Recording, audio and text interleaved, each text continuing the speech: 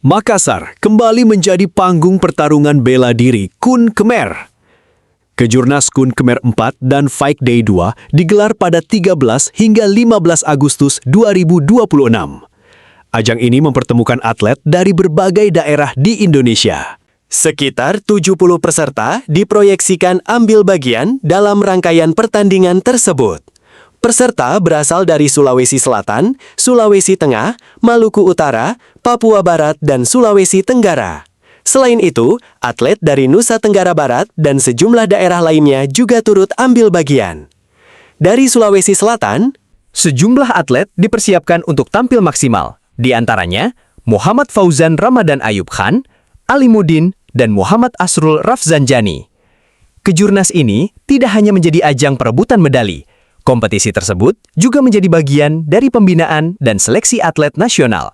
Atlet berprestasi diproyeksikan membawa nama Indonesia pada kompetisi tingkat Asia. Sekretaris Jenderal PBF KKI, Salim A. Halik mengatakan, Kun Khmer berkembang di Indonesia sejak 2022. Perkembangan olahraga ini terus dilakukan melalui pembentukan organisasi dan peningkatan kapasitas atlet. Pembinaan juga dilakukan melalui musyawarah nasional serta penataran wasit.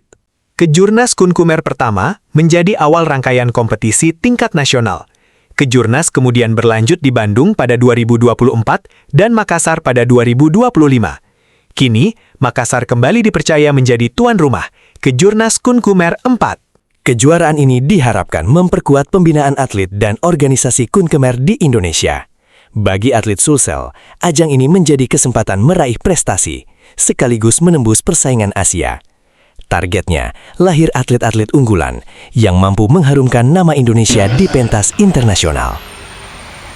Event Kejurnas ini adalah juga sebagai ajang seleksi atlet unggulan Kun Khmer Indonesia dalam rangka untuk mengikuti kejuaraan Asia Kun Khmer yang pertama tahun pada tanggal 1 sampai dengan 8 September. Sedangkan prestasi internasional yang sudah kami raih yaitu pada September 2023 Indonesia mengikuti SEA Games di Kamboja.